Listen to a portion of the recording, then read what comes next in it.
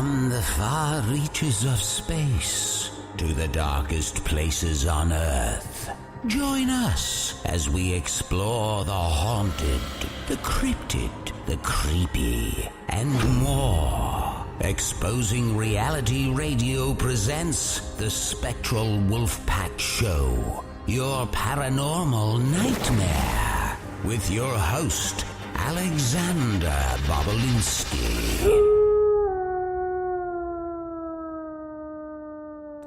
What is up, Wolfpack? We got a very exciting show for you guys tonight. It's going to be awesome. Before we do that, if anyone missed, we did a YouTube live stream just about 2 hours ago, and we got some crazy ghost box responses. We had this really creepy laugh come through. We had a lot of pretty intelligent and direct responses come through. It was pretty insane, so definitely check that out if you haven't. And also, we will be doing more live streams before the podcast on Thursdays. I'm going to try to squeeze in a few more live streams as well. Let's see, any other news? Saturday night, I'm actually doing a residential cryptid case where some animals have been going missing, some livestock. Fence was knocked down, I believe, and some other stuff like that. I'm going to be collaborating with another team. I'm not sure if I can film yet or not, or at least put it on YouTube, so I'll keep you guys posted if I can. But thank you guys so much for coming out tonight. Let me get to the guests. Tonight we have the She-Squatchers. They came together in 2015 to begin their all-female Bigfoot experiment. As the Midwest's first all-female Bigfoot research team, they aren't just women in the woods, they are psychic women in the woods, utilizing their extra senses on their quest to find and interact with Bigfoot. The team is led by missing person psychic medium and remote viewer Jena Kruse. Her adventurous active team members include Jena Grover and Tammy Treichel. Together they have had some amazing experiences, including close calls with rocks being thrown at them from the trees above. They have found evidence which has convinced them that there is definitely something out there. They are literally traveling from coast to coast this year to share what they have found. Now I'm going to bring them right in. Give me one sec here. Ladies, can you hear me? I can hear you. Oh, yeah. Great. Welcome to the show. I've been looking forward to this. So we're all excited. I can tell. Okay, so let's get into the beginning. I guess we'll start with Jen. Jen, will you tell us the story of how you guys got started and everything? Absolutely. Well, I'm Jena Kruse, and I was doing paranormal radio for a few years before I started doing Bigfoot. And I got to tell you, I scored a awesome interview on my show with Loren Coleman.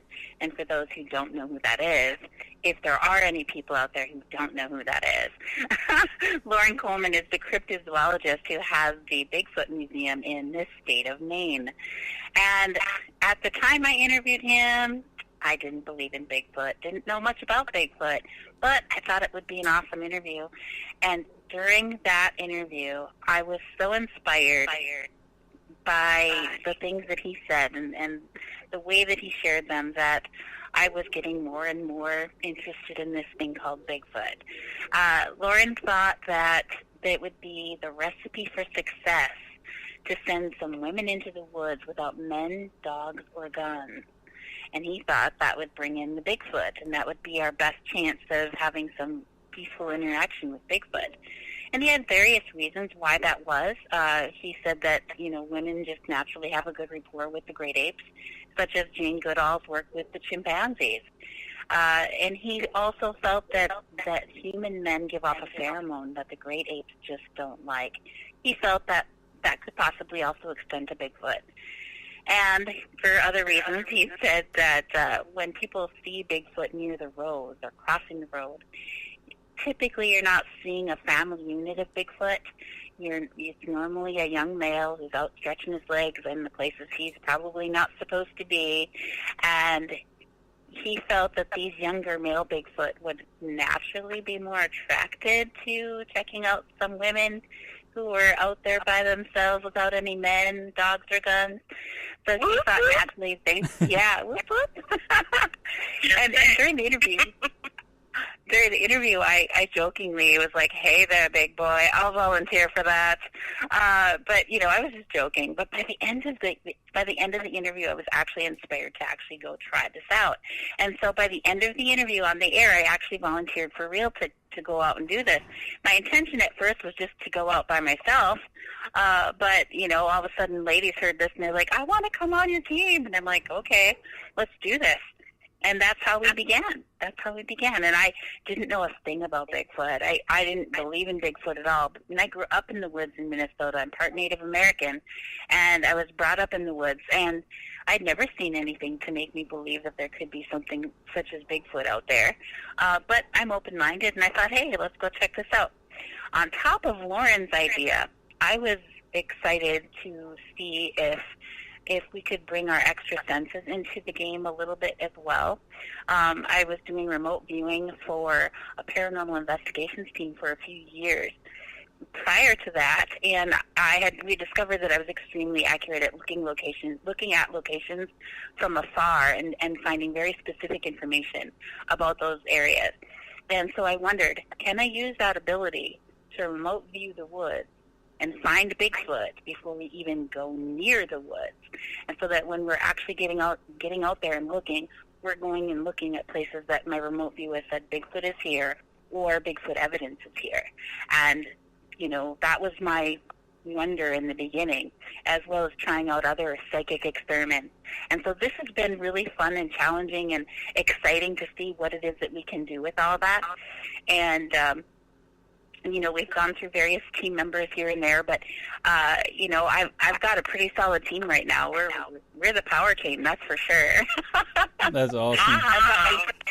I got my two fearless sidekicks over there that are currently fighting it out to be the fearless one. Because Jena was always our fearless one. Hey, and it's not a fight, girl. It's not a fight. This is Jena. I'm saying, girlfriend, it's all mine. I'm the fearless one. Jena announces it, so it's true. And so it is, Tammy. Well, you're fearless does not mean that I am not. True. That's very true. There shouldn't really be a title, because we're both pretty doggone fearless. I think it's fun that you're fighting over it, so let's keep it going. Somebody's got to be the most fearless. Yeah, we need. Oh man, we need some. We need to see some in the test competitions, and in the field, in the tests. Let's bring it on. Did you see them ziplining in Tennessee? No, I didn't. And I'm just gonna say, I was like first. I jumped off there first. Yeah, I'm like, are we going? Ready? One, and she's already gone. I'm like, hey! I said 3 goals, darn it. That's awesome. First, I want to say one of my last guests, the Crypto Kid, he had gotten inspired by Lauren Coleman as well. So I know Lauren Coleman's inspired a lot of people, and I love what he does as well. I still haven't been to the museum though, but I haven't been there either. I've never been to that state. I've been to Maine. We should. It's crazy. I love it. Maine. I just haven't been to that museum. Yeah, we should make a trip down there so we can go down there, gals. It's not down there. It's over there. But yeah, we should. Over there, up there, down there, through. Anyway. Yeah, you might have to go down, up, and around. So Jena, when did you join the group, and tell us a little bit about your psychic abilities? Boy. Well, I'll answer your first question first. Give me 1 second.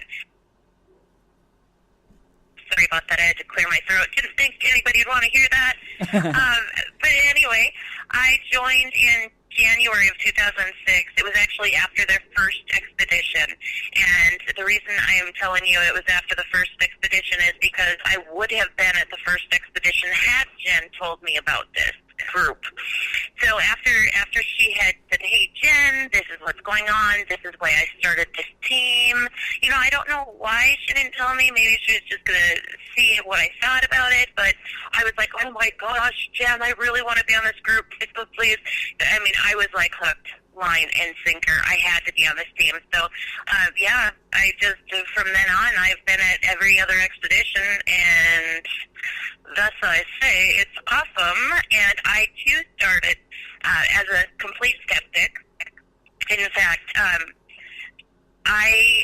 I was so skeptic. I was telling people at all of the events, I said it would have to take a Bigfoot standing right in front of me so I could see the marks, so I could make sure that they weren't wearing a mask and this and that and this and that. And, with everything we've been finding, I'm really teetering the opposite direction that I was in the beginning as far as believing in Bigfoot, not believing in Bigfoot. To answer your second question about me, my abilities, I don't really use the word psychic to describe myself. I use the word receiver of information because that's what I feel I am. I'm a receiver of information, and this information comes when it's necessary for me to help someone or for it to help a situation. So basically I can communicate with spirit. I receive information and prophecies through like dreams and visions, so it'll just be there. I run equipment amazingly, and I guess I have to say that's one of my talents on the team, too. And I was going to say, Jen also calls me fearless, but we also have that discussion. So, yeah, but mainly that's what I do. That's awesome. I've had several dreams, like, of things that happen the next day, but nothing super prophetic or anything, but very interesting stuff. Well, it's really... Oh, go ahead. Oh, I'm sorry, go on.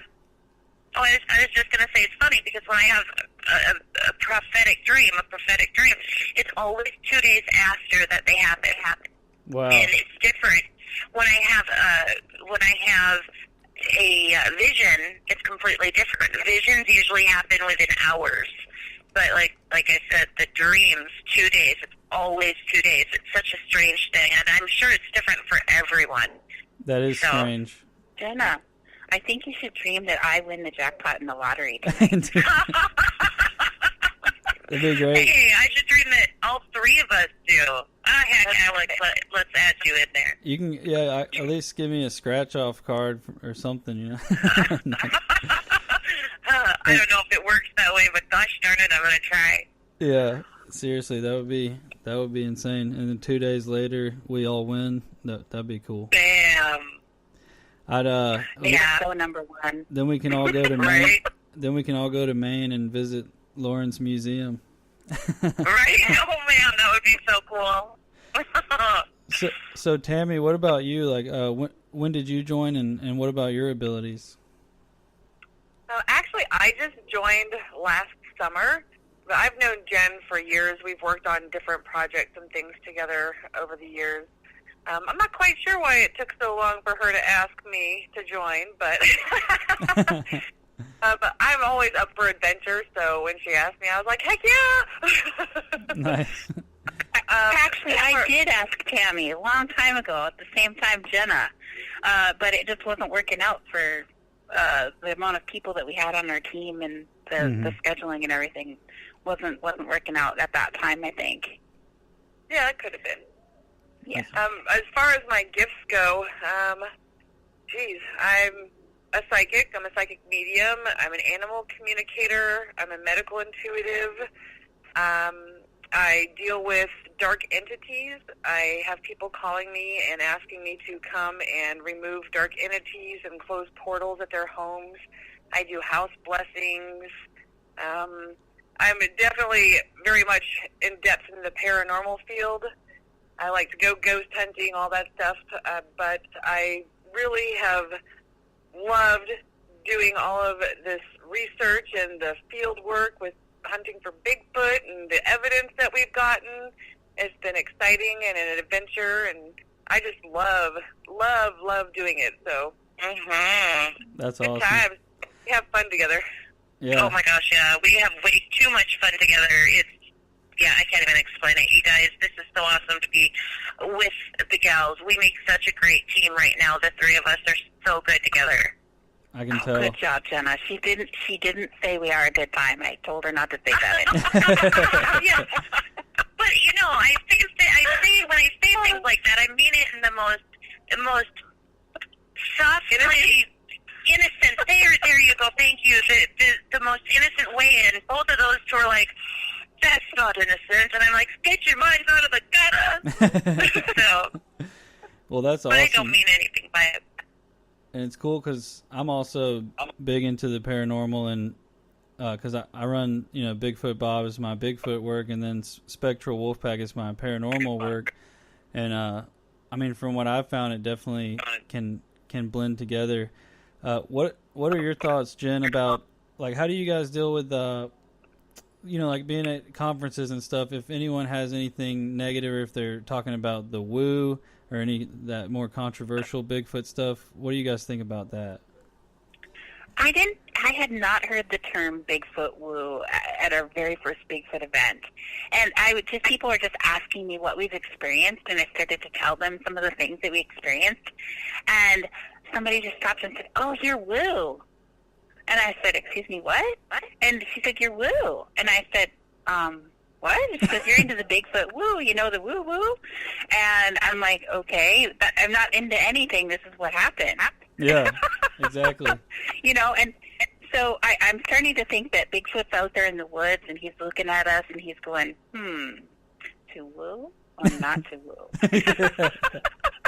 That's awesome. Because it's not us who decides to be woo. It's something happens, and you can't. If it's falling into the woo category, that's just what happened. Yeah, We're just exactly. telling people what we experienced. Yeah, I've always I didn't know how I felt about it at first because I kept hearing people talking about it and hating on the woo experiences, but I've experienced things like that too, and I'm like, I mean, I don't know what to say to them. I guess, I mean, we're already talking about a controversial subject with Bigfoot. It's like, I don't know. But tell us about Jena. Tell us about some of the experiences that you've had out in the woods.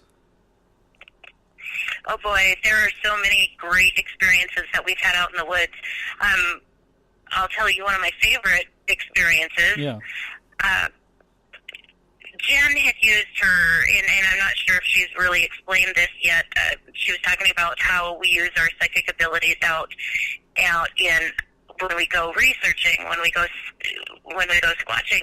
One of the things that we do is remote view, and so Jen's the main remote viewer, and she had remote viewed an area, and we happened to drive into this area, and Jen will probably be a little bit more elaborate on everything, but this is just a fun story, so I just love to tell it.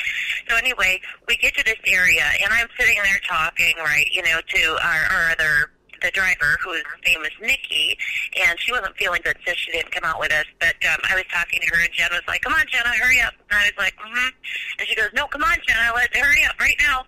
And I was like, yeah. And all of a sudden she was like, "Jenna, come on." I mean, she had this, she got almost mean. I was like, ooh, I almost got kind of nervous about it.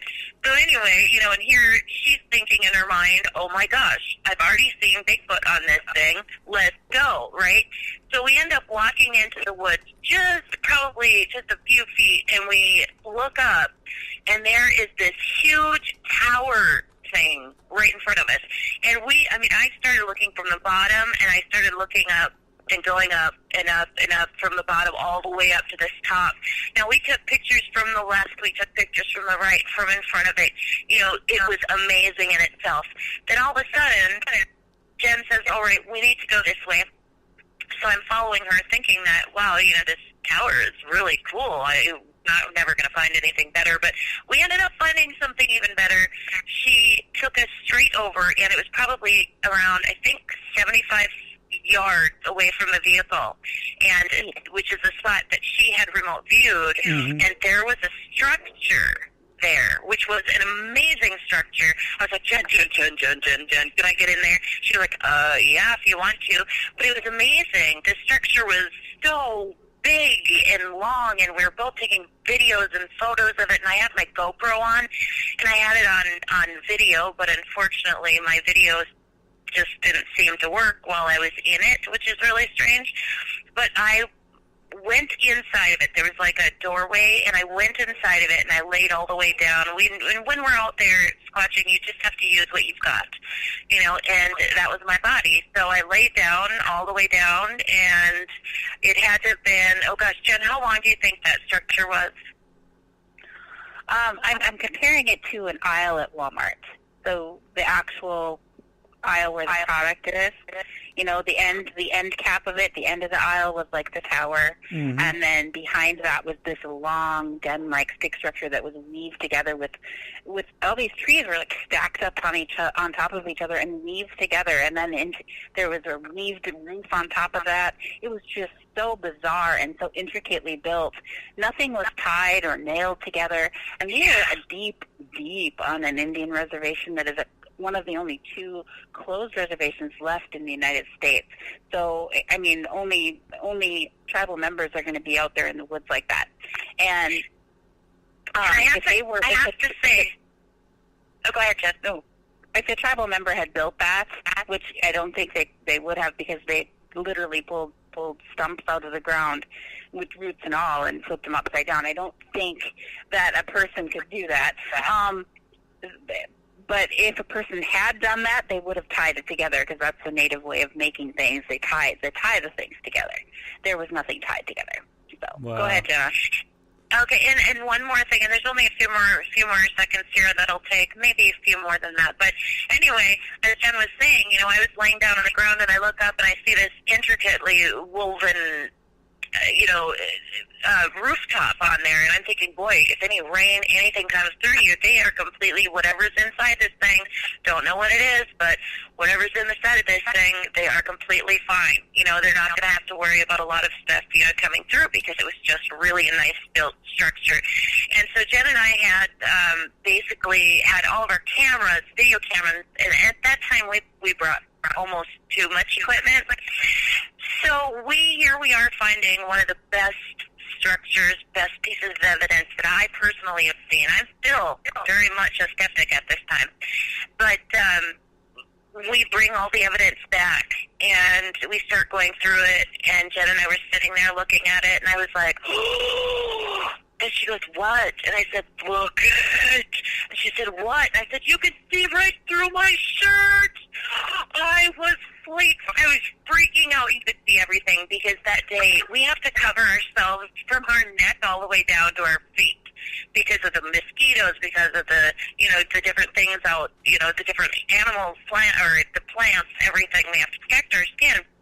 So I had worn cuddle duds, and I wore the thinnest cuddle duds possible. So yeah, so the best evidence we have is with my body on it, and I was letting it all hang out. Oh man, it just What she's not saying is she had removed her undergarment. We cannot share that video right now because there's too much of rated beyond R on there. Yeah, well, and you have to understand though, when Jen says undergarments, I was all in a sticky bras, and that's what I wore, and it was like 92 degrees, 95 degrees out there, and so, right before we went out there, it's like, oh man, my sticky bra, it's not even sticking anymore.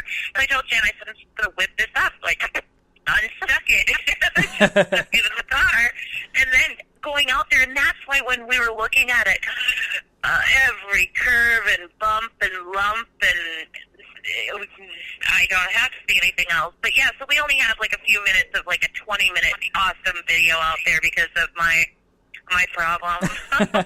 That's hilarious. That's now we have a dress code. Very cool though about the structure. I said that's very cool about the structure. I remember Jen was telling me a little bit about when she remote viewed that, and then walking right out to it. I mean, that's very cool validation of that. That was so funny too, Alex, because when I remote viewed that, Jenna didn't really understand the whole concept of remote viewing, and I could tell she wasn't believing in it. Where I had a full belief in my ability to remote view. If I saw it there, it's there, because I had been doing the remote views for the paranormal teams for a few years, and it was so specific and always accurate. I mean, I saw in one remote view for a paranormal investigation, I was seeing a dead human body in the house that was not part of a cremation. It was not buried. The people did not kill them, but they knew that it was there in their house. And I'm like, what? And it was true. The team went to the house, and sure enough, they had purchased a mummy from a museum that had went out of business. So they had a human dead body in their house that was not part of a cremation, wasn't buried, and they knew it was there. So, I mean, how often would that ever happen? Seriously, like when, like I've never met any. I heard of one person that had like a medical torso, but not a mummy. Wow, that's amazing. Yes, pretty cool. So when I started doing the remote view for Bigfoot, and I started seeing it, you know, on that particular area, I saw one side of this trail. I hoped it was a trail. It kind of looked like one. I hoped we could drive it, but I didn't really know because I'd never been out that way before. So when we got there, we did discover we could drive it. Did scratch up my car really bad, and we did have to get out and move some trees out of the little roadway because it was a little homemade trail made by the natives to go back and collect the downed wood for their fires. But I had seen on one side of this trail an area that was showing me an aggressive male Bigfoot that I felt kind of afraid of. But on the other side of this trail, about 100 feet off of the trail, I was seeing this whole area that lit up this golden light in reaction to me asking if there was any Bigfoot evidence anywhere here that we could collect. And this whole area just lit up this golden light on my map. And so I marked it. And so when we went there, I had my phone open and watching us as moving on this trail as a blue dot on the maps. And, you know, I'm watching it as we're driving out there, and I'm like, okay, yep, stop right here. So we stopped right there, and I said, okay, if we get out of the car right here to the right, it's going to be the aggressive male about 100 feet in is where his territory begins. And if we get out of the car to the left here, that's about 100 feet or so in, we're going to start seeing something that should be the Bigfoot evidence that we can collect. I'm not sure what it is. But it's out there, and it's, you know, there's a pretty big area. So, you know, here I am starting to get out of the car, and I started looking right. And I don't know why I was thinking, look at the aggressive male, but I was just waiting for Jena because she was, you know, moving around and taking her time. And I took a couple steps. I took a couple steps, and rocks came down at me. Mm-hmm. And I'm like, whoa, at this daytime, that's never happened in the daytime to me before. It happened at night before, but never during the day. So that was interesting. And all of a sudden, Nikki said, I think I see something over there. And she had been looking left. And I'm like, duh, don't look at the aggressive male. Stay away from that. Go over there where the Bigfoot evidence is. Hello, be smarter than this. So I went over and I started looking out that way to see what Nikki was seeing. And I started seeing movement back there.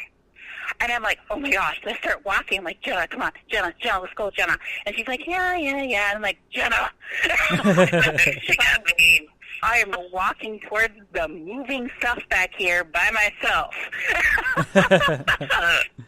And my whole strategy was, you know, remote view them so we can get there and you know, actually see something, you know. And so that was me being really kind of scared. I'm walking up to this by myself. I'm not the most fearless one. I'm not a scaredy cat either, but I'm not the most fearless one. I'll say that. Because I was like, oh my gosh, I'm walking up to this by myself, Jena. Speaking of fearless, though, Tammy is our newest weapon because she can actually see. You can see auras, Tammy. So we're thinking now that Tammy's on the team, Bigfoot. I mean, if Bigfoot is around there, he may not be able to be seen on a heat something at night vision. But we figured, Tammy, you'd be able to see that, right? Oh, definitely. I can see the auras of everything. I can see auras of plants, trees, rocks, people, animals. So, wow. When we were up in Virginia, in the mountains, and we were researching with Matthew Delph, and we caught that one on the FLIR. You could see Bigfoot on the FLIR, but I could see another 6 inches around him that he was there. Mm-hmm. What color was his aura? Yeah, what? I'm sorry? Oh, what color was his aura? Was his aura? Well, it was at night, so it just looked like, you know when you see the heat coming off the road after it's rained? Or that's what it looks like. It's like a wavy. Wow. Nice. So during the daytime it has color, but at night it was just like wavy. Wow. I didn't realize that. Dang, I should ask you more questions about that. No, Tammy, I'm so excited for you to be able to rock this out. Me too. I'm so excited about it. I have a question for Tammy, and then I want to get, we have like a ton of questions in the chat that we'll get to as well. But for Tammy, I wanted to know, can you tell us a little bit about, you said you were an animal communicator. Can you tell us a little bit about that and maybe an experience with that? Sure. Well, I have the ability that when I speak in English, to animals, they understand what I'm saying.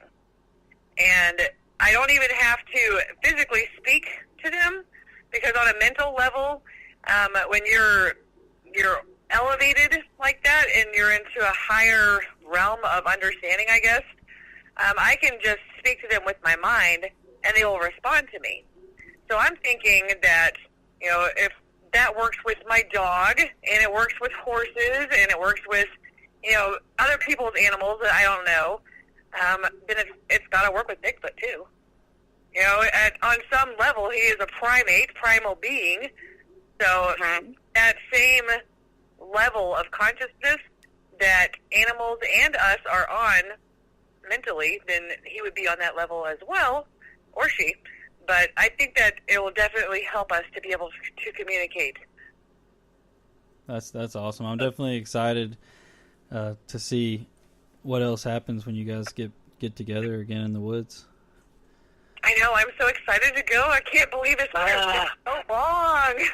I know. This is going to be so fun. Yeah, we've got a lot to talk about and get out there and find dates so we can actually get out there and start moving. Seriously. So first question from the chat from Tim, and this can be answered by anyone. I captured these red eyes in the woods recently, and he wanted to know, have you guys seen any red eyes or captured any red eyes in any of your footage? I don't know that we've captured red eyes in the footage, but when on the very first expedition when we got out of the car, and I was using the borrowed FLIR camera that we had, but for the very first time, I captured. I was scanning the woods, and then I just kept going to the side, and all of a sudden I'm pointing down the road, and it was so dark that I couldn't see anything. And the rest of my team was grabbing their gear out of the back hatch of the truck. But I had my gear on me, so I was standing there playing with it. And there looked like someone standing there in the road. They're coming up red and yellow, humanoid shape. And so I just assumed it was one of my teammates out there. But, in hindsight, something I didn't even realize until much, much later is when I looked at my teammates, they didn't come up full body red and yellow like that because they had clothes on. This didn't. This came up red and yellow with no clothes on. And in hindsight, I'm like, hey, wait a minute, they weren't wearing clothes. But I immediately assumed that it was one of my teammates that had grabbed her gear and walked out in front of the car. And I said, hey, who was in front of the car? And nobody answered. I'm like, hey, who's in front of the car? Still nobody answered. I just kept asking that with more anxiety until one of our teammates, Marlo, she heard that something was going on, so she comes running up to the front of the car, and she looked to the area that I was pointing the FLIR at, and she said, oh, I just saw eyes. And so I looked up to see if I could see eyes, and I couldn't. And then I could no longer find it on the FLIR anymore after that. So, but she said the eyes were red. So that was our seeing of red eyes in the dark like that. Very interesting. That's insane about it being near your car and the FLIR picking it up. That's so awesome. Yeah. I would have thought the same thing. We had rocks thrown at us there. Right after that. Yeah. And then I didn't even know that Bigfoot did that. I didn't know that about Bigfoot. This was our first time out. And so when I was like, what is that? Could hear him coming down through the branches of the trees and see him bouncing on the ground in front of us a few feet. Yep. I'm like, what is that? And I'm looking at it. I'm like, oh my gosh, those are rocks. Yeah, and I'm like, what in the world? And I didn't know Bigfoot did that. I'm like, nothing throws rocks in the woods. Yeah. That happened to me in Virginia. when I went out Yeah. I went out the one night and I had rocks being thrown, and just also I felt like anxiety, like something didn't want me to be there, and then the rocks started getting thrown. So pretty crazy stuff when that happens. It is crazy stuff. And I just got to say, I picked that location during the day to return to because the energy of that area right there just felt unlike any energy I'd ever felt before. We didn't see anything there that led me to believe that Bigfoot was in that spot. It's just that the energy of that spot was vibrating my whole body in a way that had never happened before. And so I said, something's up with this spot. We need to come back here tonight. And that's where all that really crazy stuff happened that night. Wow, It was yeah. really awesome. Anytime I get a feeling like that, I try to follow through with it, because like that's usually what ends up happening, just craziness and weirdness. So Yeah, cool. It's really awesome. The next question is from Angie, and we can just go through each one of you guys. So Jen answered that one. Jenna, what is the best piece of evidence you have so far, I guess, other than the other stuff we've talked about? You know, we do have quite a few different things that we have found. One of the best pieces of evidence that I personally, well, there's actually two that really are my favorite. The first one is Jen had remote viewed and had that feeling she was talking about, that it kind of, she feels all the way through her body.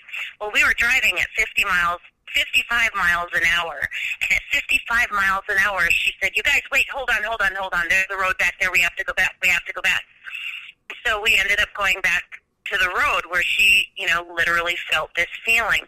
Because I think, like she was saying, she's attuned to the Bigfoot energy, that frequency.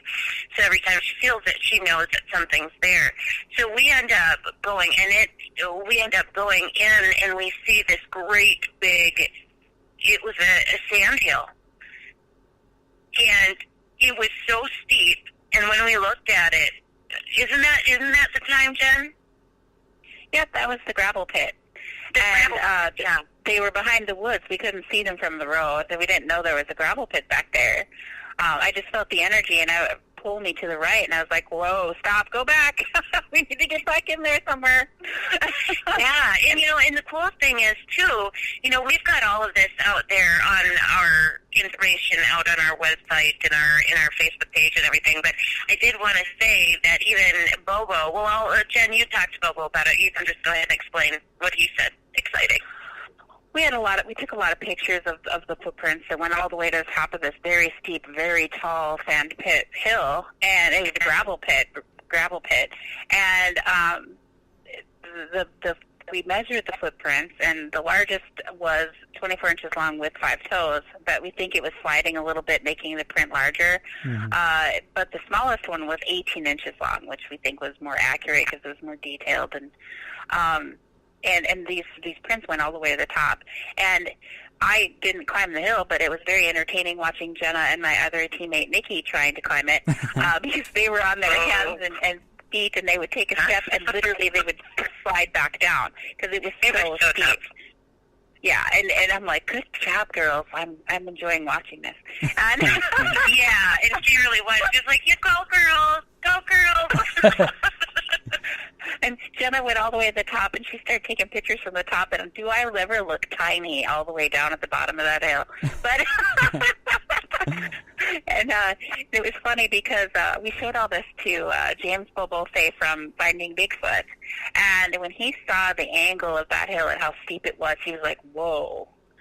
There is no way that could have been a bear, and there is no way that could have been a man, because it didn't put its hands down at all. It just stepped all the way up very powerfully. Mm-hmm. And I'm telling you what, that just wasn't a possibility for a human to do that. And he said that had to be a squatch. That had to be a squatch because that's just too steep and too tough of a climb to get up to that. So that was really cool to be able to show him that and to have him confirm what we believed, what we really felt strongly about. And that's what we found there after, I sensed that energy at 55 miles an hour. That's what we found. We drove right in, and here were these awesome footprints going up to the top of this. So so they're going up to the top too. That's insane. Yeah, it was awesome. Yeah, they were actually featured too. Sorry, Jen. At the top of the hill, Jenna's like, Jen, you gotta see what's up here. I'm like, yeah, where do the footprints go? And she says they disappear, and everything was flattened at the top. Everything was flat. All the weeds were flattened, crushed to the ground, and in the top of this hill where the footprints disappeared were these perfect circles within circles within circles in the sand. Wow! And there was no descending footprints at all. How bizarre is that? And all the weeds around those circles were all standing up very, nicely and proudly standing up weeds, and everything within these circles was completely crushed. That's insane. They were crushed. I have to say they were crushed too. Have you ever seen like the crop circles? You know how they're laying down? Mm-hmm. How they're just laying down like something just... That's what it looked like. And Jen and I were talking about it, and we thought, well, I wonder, could this be something that frequency could do? Is this something, because we never say this is for sure anything, because we can't, But we always talk about what it could have been doing, and, yeah, that was really a really neat piece of evidence we found, and we did try to get prints there, unfortunately, in a sand pit. They're so difficult, and the one that we did get, it wasn't even, couldn't see anything in it. But we have pictures. It was tough. It's so tough to cast anything in a gravel pit. Have you ever tried? No, I haven't. I bet I can see how it would be. And I remember seeing the pictures. I think I saw them at Bigfoot Day. Yeah. So that is wild, and just the fact that it was going up the gravel pit, and then just everything coming together, that's awesome stuff. So we've got a ton of questions here from the chat. I'm going to get one for Tammy here from Olwen. She wanted to know your thoughts about the children, etc., being rescued or taken by Bigfoot. I'm kind of torn with that. Because I've heard stories about children being stolen and things like that, but then you also hear stories about children being rescued, by Bigfoot or something like Bigfoot. So I'm kind of torn. I don't think that they would intentionally set out to harm anyone unless they felt threatened. Mm-hmm. And I don't think the child would be threatening to them. So for me, I don't really think that they would steal a child for that purpose. Maybe a mother, or a female that couldn't have children or didn't have children and wanted one, saw this child and was jealous and wanted a child. But I don't personally believe that they would just intentionally set out to harm anybody. Mm-hmm. Yeah, I would agree with that, definitely. Anyone else have any thoughts on that? I think she answered it quite well. I've heard of cases of where Bigfoot helps children that were in distress. I've heard of cases of that. I have heard, actually a native elder up in Canada who is an Ojibwe elder talked about when asked, how do you know these things as a child? Because he was talking about medicine and talking about things that even his parents didn't know about. And when he was asked, how do you know these things? He said that at night, Bigfoot would come to get him and would take him to learn about those things. Wow. And his story never changed. And to this day, he's, much older than me, but to this day, he's a very knowledgeable medicine person who still claims to this day that Bigfoot was the one who taught him. That's amazing. I'd love to hear more of his stories and everything. I bet. Absolutely. Yeah. So Michelle wanted to know, and this is for everyone, when did y'all realize about your gifts? Like what age, I guess? For me, I was quite young, and I would realize that I was scaring people sometimes by the things that I said. And, you know, I just learned I've always been an empath, meaning I could feel what other people feel. And so when I'd scare somebody with something that I said, I could feel their fear, and it almost felt like rejection. And so I didn't want to be rejected, so I learned very quickly what not to talk about. So I'm like, okay, don't talk about that again. And so I learned to hide it and try to be normal. So I was obsessed with being normal and fitting in, and it wasn't until my mid-30s that I really started opening up and allowing things to happen. But, you know, I tried to make it go away my whole life, and, you know, things would still come out, and things would still happen, and I would still act on the things sometimes. And, you know, people would get a little freaked out, or my clients would say, "Hey, Jen, can you hear what I'm thinking? Can you hear me?" And I'm like, "No, why?" And they're like, "I think a question and you answer it." And I'm like, "Well, I really can't hear you thinking, but, you know, I just get an idea in my head to talk about this now." So, but I can't even say that's true all the time anymore, because I have heard people thinking on occasion. It sounds like they're talking. I never can see their face. It just sounds like they're talking. And then I answer, and they're like, "I didn't say that out loud." I'm like, "Oh." Yeah. I didn't know that.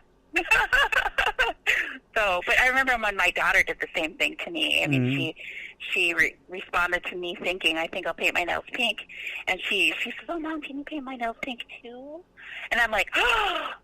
And I'm like, I didn't say that out loud. And I realized I was doing the fearful reaction to what she just said. And I tried really hard not to do that, you know, but it's an instinct, like they're shocked. That gave me chills. For me, it was right away when I was young. Mm-hmm. Just hearing that. I've had some experiences like that too. That's awesome though. Yeah. What about Jena? I'm actually a lot like Jen in that circumstance. I grew up, I knew I was different, but I didn't know how. And you when you've got something like this happening to you, you often find it's normal until someone says it's not. And it's kind of like Jen was saying, you know, people are like, "Can you read my mind?" And I still, to this day, I have a hairdresser in Fargo, and I finally came out to him. I came out of the psychic closet, like Jen says. and I finally, it took me, like, I got all the guts up, and I was like, "Okay, here's the deal. I have something really important to tell you."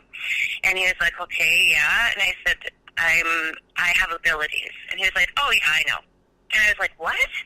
He said, "Because every time I thought of something, you would automatically talk about it or answer my question." He goes, "Wait a minute, what am I thinking?" And I said, "I don't read minds." He goes, "That's what I was thinking." And you were good at it. He was just, you know, it's so funny because I don't, you know, we don't set out to read minds. But when it happens, you know, you're young, you do want to fit in, so you kind of let certain things go. You just adapt. I think adaptation is the best word I can use as far as when you do have gifts. And as far as visions and dreams, I've always had the dreams. Always a very vivid dreamer.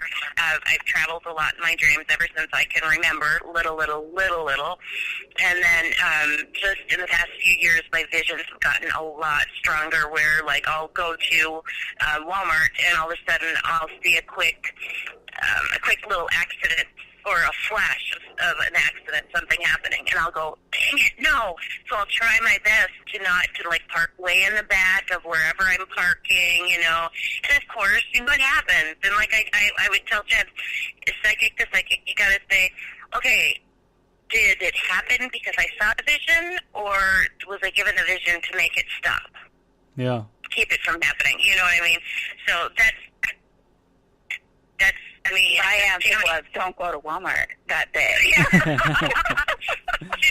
She said, "If you get a vision of an accident, just don't go anywhere. Stay home." Yeah. I'm like, okay. Wow. And what about you, Tammy? Oh, well, you know, I always knew I was different like them.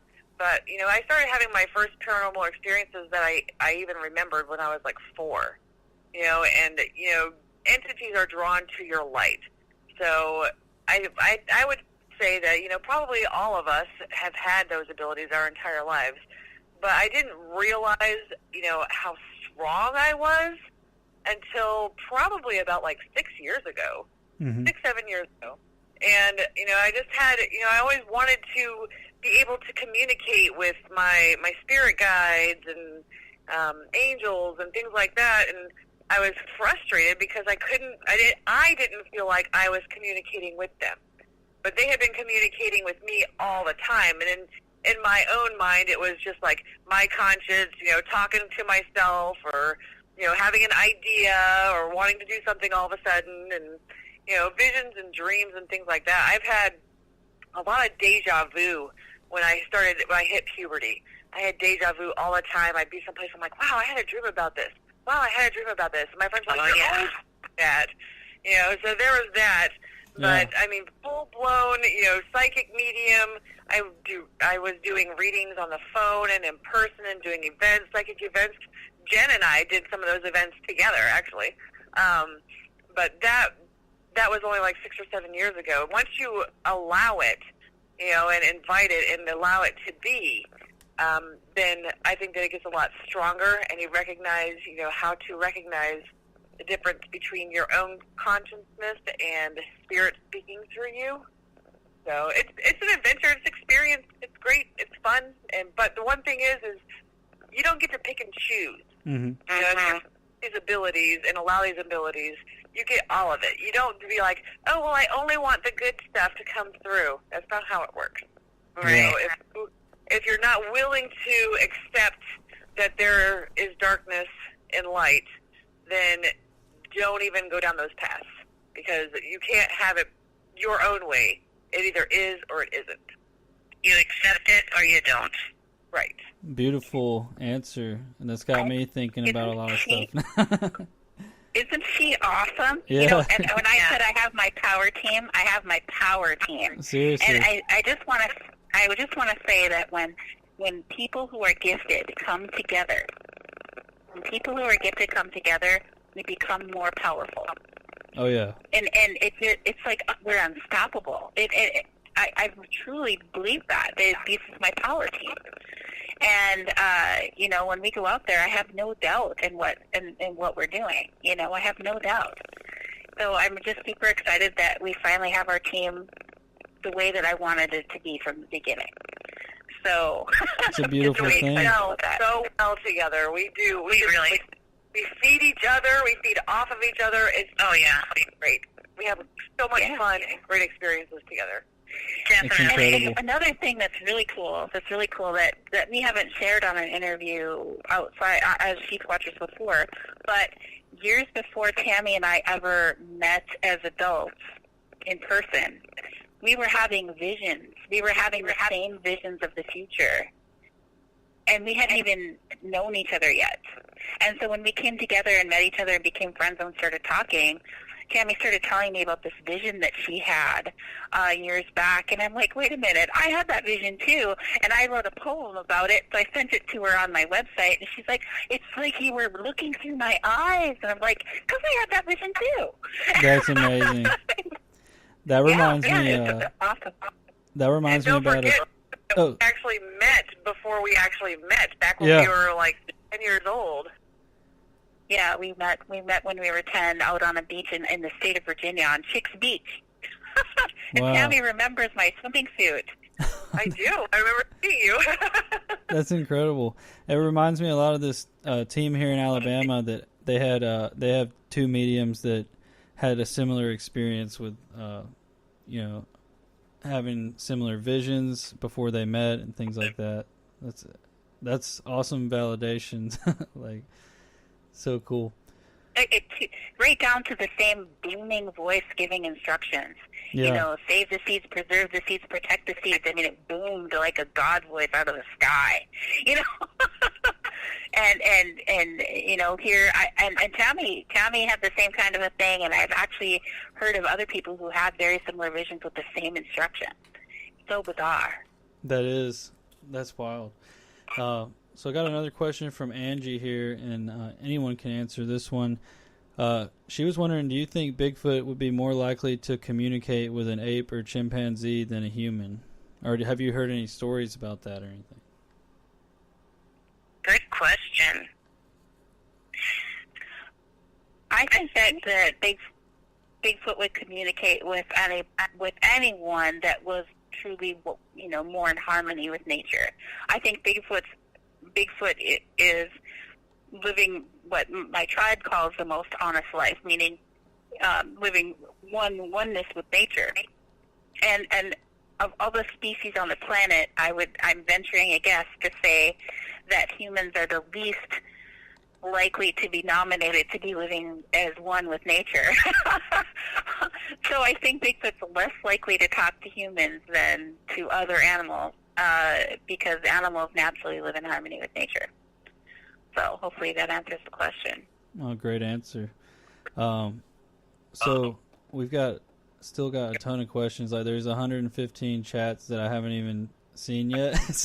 so we may go a little, we may go a little over an hour if that's okay. But I do okay like. with me. So Olwen had a really good question here. Do you ladies wear perfumes on your research in the woods or anything like that? Or have you noticed any differences with that? Or No, we don't wear anything but ourselves out there. You know, I think that, you know, we actually ask other researchers and, you know, ask them what they think about the perfumes too. At least I don't think Jen and Tammy do either, because we want to be as stinky with our own pheromones as possible, right guys? You know, I'm the one who suggested that we don't shower for 3 days and go out there without deodorant on, and Tammy absolutely said, no way am I doing that. No, that's a really interesting experiment. I like that's awesome. Have you guys heard about that Bigfoot spray that one lady made in North Carolina, I think? Yeah. Bigfoot juice? The Bigfoot juice? That Yeah. stuff? Yeah. Yeah, I was kind of upset that I didn't come up with that idea first. Well, it's actually just bug spray, isn't it? It's bug spray made out of essential oil. Yeah, it's like I make it bug spray, but yeah. Tammy makes an essential oil bug spray that I have used for years. nice. What essential oils are in the bug spray? Well, it depends. The one that I gave to Jen was cedarwood and rosemary, and I think there was clove. A couple other ones in there, but it just repels like ticks and mosquitoes and such. So, you know, being an essential oil, after so much time, the scent wears off a little bit, and you have to reapply it. So I wasn't like very into, you know, selling it that much, because I'm like, well, you have to keep using it. So, but Jen said that it works really good. So I kind of wish I had thought of that name of that first. Yeah. Serious.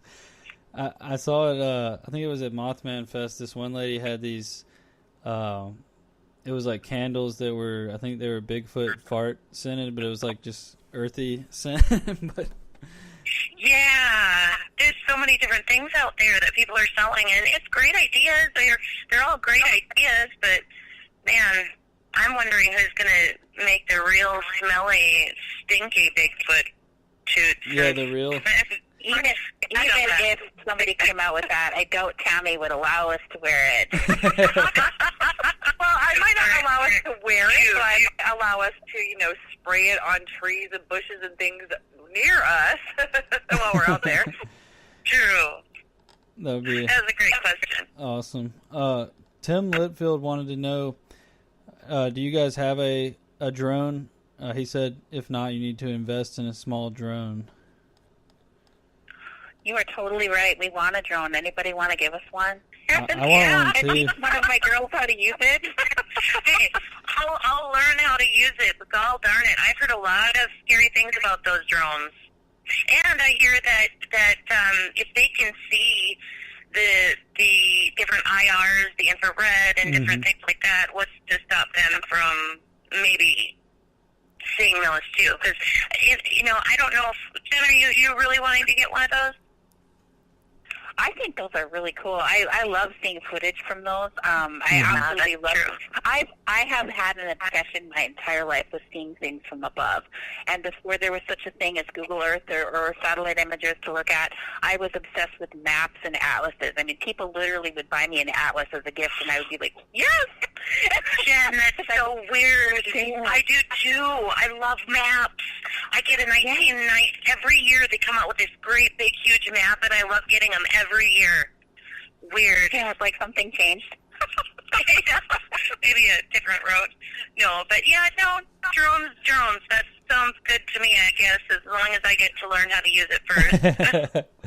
Yeah, they're pretty cool. I've never flown one myself, but a couple of my friends have them, and super cool. And maps are awesome too. I've got a few maps that I collect as well. Nice. Angie had a really cool thought here. She said, has anyone ever tried using the sound of a baby primate to try and attract Bigfoot?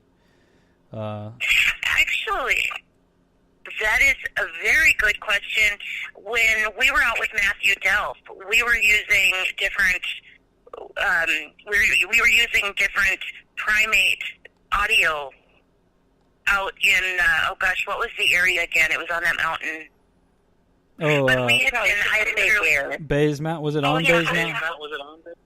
Oh, we can't now. Bays Mountain, it was like, an hour from there? Oh, okay. But it was a Bigfoot sanctuary. Mm-hmm. I didn't even know there was such a thing as a Bigfoot sanctuary until we went there. But yes, that is a great question, and yes, we do that when we can. In fact, we've got to look for some really, really great sounds out there, some audio. So if you happen to know of some really good audios, let us know where they are or send us the link or something. Thanks. That was a good one. Yeah. And then G-Man heard a theory that Bigfoot may be attracted to the female menstrual cycle scent, and that kind of goes into what we were talking about, too. So yeah, we've heard that. And the Bigfoot may be attracted to that in a sexual manner too. And I was like, really? That just, is so opposite from human men. I can't tell you what, but but okay then. I'm not going to be a Bigfoot sex slave. Right. I've seen. Yeah, we always ask who's going to be Bigfoot sex slave, and everybody's like, not it. Yeah, Jen, you're going to be the one who takes one for the team. Sorry. They keep saying that. They keep throwing me under the bus because I'm the only one who still has a menstrual cycle. Hey, you know what? You got it. Flaunt it, baby. That's awesome. Yeah. Oh, Tim said I ignored his comment about the drone. He said he has a Phantom Pro 3. He works for food and gas to get there. I'm not sure what you mean, Tim, but yeah.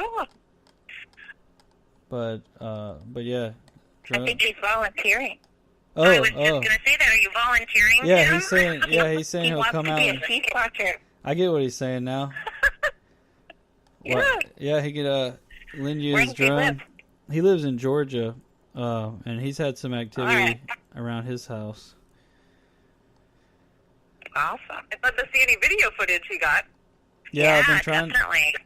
He was hearing this one sound, and we think it was a fox making these those yelps that they make. Oh yeah. But when I was, it was kind of hard to tell because I kept thinking I was seeing structures, but there was also some hurricane damage that happened recently and things like that. But a really cool area in Georgia to see. But anyway, before we close it out, if you guys would tell us a little bit about some of the events you have coming up and anything like that, and then also where everyone can find all your stuff. And I put the links in the description too. But nice. Thank you for doing that. Well, they can find us at She-Squatchers.com, and there you can also find a link to our Facebook page under She-Squatchers Official. So please like us there because that's where all of our up-to-date information will be posted and shared in the moment. You probably won't find too much up-to-date stuff on the website. It's so much easier to update Facebook. yeah. And on our events page on our website at She-Squatchers.com, you can find all the events that we currently have scheduled for the year. We're going to be with Bigfoot Bob in Virginia. It's the ECBRO Virginia Bigfoot Conference at the end of June. And let's see, then we'll be at the Kansas City Paracon for the third year in a row. They've asked us to come back and share what we found this year. That's pretty exciting, and what an honor is that. And then in I forgot to say that in July we'll be at the Bigfoot Days Festival in Raymer, Minnesota, home of Bigfoot. And then, let's see, September we'll be at the Bigfoot Music Festival in Raymer, Minnesota. And then later in the month of September, we'll be in Tennessee at the Bigfoot and Barbecue 2. That's a big event down in Tennessee. And then, let's see, where else are we going to be the next month? The end of October, we will be back in Tennessee at Kingsport at Bays Mountain Park for the Tennessee Bigfoot Conference. Second year in a row. We're super excited about that. And then in November, we're going to be heading out to the state of Washington, to Ocean Shores, Washington, for the Sasquatch Summit. I am super stoked about that because I hear Bob Gimlin is on the speakers list, and I can't wait to meet him. Yeah. Girl. and I've awesome. never been to Washington State, so I'm excited. Yeah, I haven't either. I would love to go to that one sometime. That's amazing. Yeah. Well, great stuff. Great events coming up and everything. Tim said that Tim was going to send you guys the footage. I think he had the footage of the fox scream he was going to send to y'all. And then he also said he was going to check out your YouTube channel. I do want to mention, too, if anybody ever has any questions, you reach out to us, too, because we don't only answer questions here on the radio stations. Just go ahead and let us know if you have any questions. Definitely. Thank y'all. If you blow up our email, I'm going to put Jena in charge of that. Thanks, Ray. And before we go, if y'all would do that She-Squatchers song one time, and then after that, if you will all three do a wolf howl for the wolf pack, we always get the guests to do a wolf howl. If you got it in you. A wolf howl. We've only had one guest. We've only had one guest not do it, I think. So do you want us to do the wolf howl right now? Yeah, do the wolf howl and then go into the She-Squatchers song. That'd be great. Which song is it? The one. Yeah, the one from the beginning. We were thinking. All right.